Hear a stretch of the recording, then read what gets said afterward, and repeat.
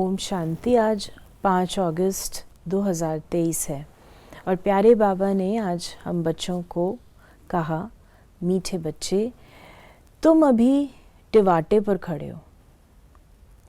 एक तरफ है दुख धाम, दूसरे तरफ है शांति धाम, तीसरी तरफ है सुख धाम। अब जज करो हमें किधर जाना है। आप बताइए कहाँ जाना है? हमें जाना है सुख धाम वाया शांति धाम। सुख धाम जाना है। टिवाटा कहते हैं जहाँ 3 रास्ते मिलते हैं। जैसे हम लोग चौराहा कहते हैं ना, तो ऐसे टिवाटा सिंध में कहा जाता था। तो 3 रास्ते जहाँ मिलते हैं, तो बाबा कहते हैं 3 रास्ते बाबा ने बताए। एक दुख धाम का है, दूसरा शांति धाम का, तीसरा सुख धाम का। जाना हमको सुख धाम है, तो वाया शांति धाम जाना है। प्रश्न है, किस निश्चय के आधार पर तुम बच्चे सदा हर्षित रह सकते हो? बाबा ने कहा, सबसे पहला निश्चय चाहिए कि हम किसके बने हैं। बाप का बनने में कोई वेद शास्त्र आदि पुस्तकें पढ़ने की दरकार नहीं है। दूसरा निश्चय चाहिए कि हमारा कुल सबसे श्रेष्ठ देवता कुल है। इस स्मृति से सारा चक्र याद आ जाएगा। बाप और चक्र की स्मृति में रहने वाले सदा हर्षित रहेंगे। गीत है, किसी ने अपना बना के मुझको। ओम शांति। बाबा ने कहा, तुम बच्चों को तो पहले पहले खुशी होती है हम किसके बने हैं। ऐसे नहीं कहेंगे हम गुरु के बने हैं। बनना होता है बाप का। बच्चा जन्म लेता है, उसका संबंध पिता से जुड़ जाता है। तो बाबा कहते हैं बनना होता है बाप का। जब बाप का बनते हैं तो वर्षे के अधिकारी भी स्वतः हो जाते हैं। बाबा ने कहा कि अब तुमको बेहद का बाप मिला है, उसने आकर अपना परिचय दिया है। तुम कहते हो बाबा हम आपके हैं और कोई संबंध नहीं है। जब तक परिचय ना हो तब तक हम बाबा के बन नहीं सकते। बाबा ने कहा, बोर्ड पर भी ब्रह्मा कुमार कुमारियों का नाम लिखा हुआ है, तो ज़रूर बाप भी होगा। लिखते हो हम ब्रह्मा कुमार कुमारियां हैं, ये संबंध हुआ ना। माँ बाप का संबंध चाहिए। गाते भी हैं, तो मात पिता हम बालक तेरे। आत्मा को जैसे वो अविनाशी याद है। फिर बाबा ने कहा, बाप कहते हैं मेरे को याद करने से तुम ऐसा लक्ष्मी नारायण बनेंगे। कितनी सहज बात है। विशाल बुद्धि होना चाहिए। और तो कुछ नहीं समझाते हैं, सिर्फ अपने कुल की बात ही बतलाते हैं कि कैसे हम 84 के चक्र में आते हैं। बाकी वेद शास्त्र आदि पढ़ने से भी तुमको छुड़ाते हैं। बाप को ही याद करते रहना है। ये भी बुद्धि में है कि सृष्टि चक्र कैसे फिरता है।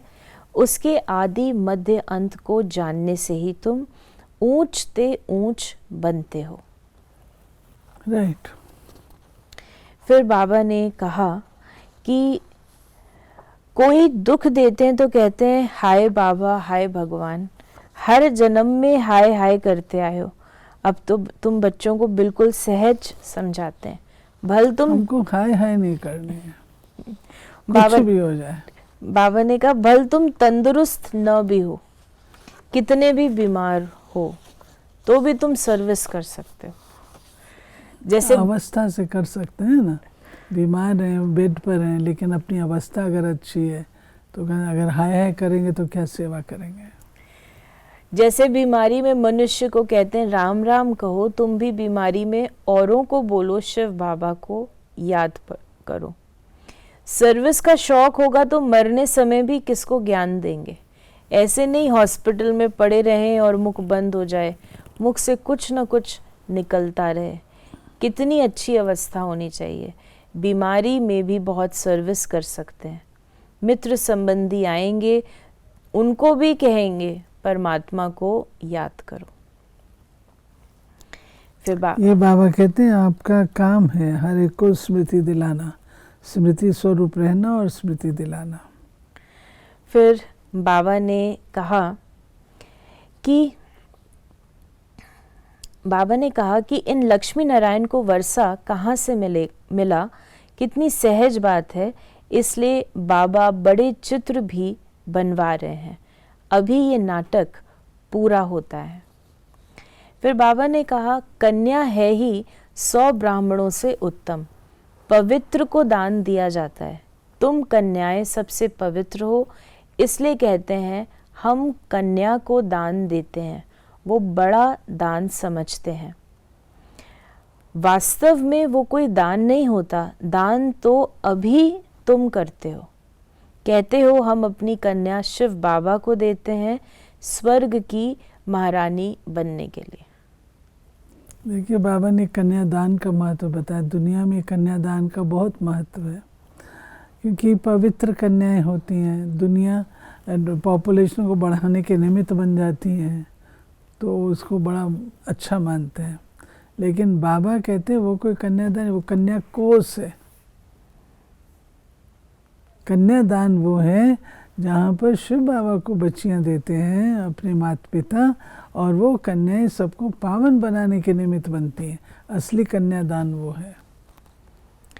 यहाँ तुम बच्चे सम्मुख बैठे हो, तुम्हारा लौकिक संबंध कोई है नहीं। बुद्धि कहती है हम तो बाबा के साथ मुक्ति धाम शांति धाम जाएं। सवेरे उठ ऐसे ऐसे बैठ विचार सागर मंथन करना चाहिए, बैठने में बड़ा मजा आएगा। अब किस तरफ जाना चाहिए, नर्क तरफ क्यों जाएं, ये माया बड़ा धोखा देती है। माया कहती है दुनिया तरफ जाओ, कहाँ जाएं, रास्ता तो मिला है, एक तरफ है स्वर्ग में जाने का रास्ता, दूसरी तरफ है नर्क में जाने का रास्ता। एक गली है मुक्ति की, एक गली है जीवन मुक्ति की, और एक है नर्क की। फिर बाबा ने कहा दुख की गली से निकाल, बाबा ने टिवाटे पर खड़ा किया। दुख धाम की गली से चॉइस अपनी कर लो, कहाँ जाना है। दुख धाम की गली से तो तुम जन्म जन्मांतर पास कर आए हो, अब बुद्धि कहती है जीवन मुक्ति तरफ जाएं। फिर बाबा ने कहा मनुष्यों को तुम्हारा सच्चा योग पसंद आएगा। अच्छा बाप को याद करते रहो, चक्र को भी याद करने की दरकार नहीं। ये ज्ञान सब धर्म वालों के लिए है। समझते हैं ड्रामा अनुसार जिन्होंने जितना लिया है वही आकर अपना पद लेंगे। फिर बाबा ने कहा कि तुम सब कुमारियां हो, तुम्हें और कुछ नहीं करना, सिर्फ पढ़ाई में लग जाओ, बस बेड़ा पार है। ये बातें बेहद का बाप ही समझाते हैं, जो फिर हमको स्वर्ग का मालिक बनाते हैं। चित्र भी हैं, हमको ऐसा बनना है। फिर बाबा ने हम बच्चों को कहा कि बच्चे शरीर निर्वाह अर्थ कर्म तो करना ही है। हर बात में राय पूछते जाओ, हर एक का हिसाब किताब अपना अपना है। श्रीमत अविनाशी सर्जन से लेते जाओ, सबको अपनी अपनी दवाई बताते हैं।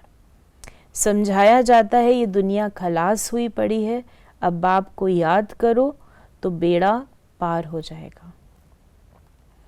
बाबा ने आज हम बच्चों को वरदान दिया, अपनी शुभ और शक्तिशाली भावनाओं द्वारा विश्व परिवर्तन करने वाले विश्व कल्याणकारी भव। बाप बच्चों के बाबा हमको विश्व कल्याणकारी का वरदान क्यों देता है? कि बाबा ने शुरू में कहा विश्व का मालिक। तो अगर हमको विश्व का मालिक बनना है तो हमको अपने आप को विश्व की सेवा पर उपस्थित भी रखना है। विशाल बुद्धि, बेहद बुद्धि, ऐसा बनना होगा। हमारी बुद्धि में हमारा ही केंद्र, हमारी चीज़ें नहीं घूमनी चाहिए, विश्व घूमना चाहिए। फिर बाबा ने हम बच्चों को कहा कि आप बच्चों के मन में सदा यही शुभ भावना है कि सर्व का कल्याण हो, हर एक आत्मा अनेक जन्म सुखी हो जाए, प्राप्तियों से संपन्न हो जाए।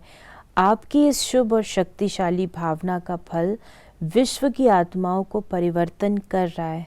आगे चल प्रकृति सहित परिवर्तन हो जाएगा, क्योंकि आप संगम युगी श्रेष्ठ आत्माओं को ड्रामा अनुसार प्रत्यक्ष फल प्राप्त होने का वरदान है। इसलिए जो भी आत्माएं आपके संबंध संपर्क में आती हैं, वो उसी समय शांति व स्नेह के फल की अनुभूति करती हैं। और स्लोगन है, त्रिकालदर्शी स्थिति में स्थित रहकर निर्णय करो तो हर कर्म में सफलता प्राप्त होगी। त्रिकालदर्शी स्थिति में रहकर निर्णय करो तो हर कर्म में सफलता प्राप्त होगी। राइट। क्योंकि आत्मदंत को सोच करके फिर कोई निर्णय लेते हैं तो सफल। तो ये थे बाबा के आज के मधुर महावाक्यों का स्पष्टीकरण। यदि आपके मन में कोई भी प्रश्न है तो आप उसे मैसेज कर सकते हैं 8826599309 पर। ओम शांति।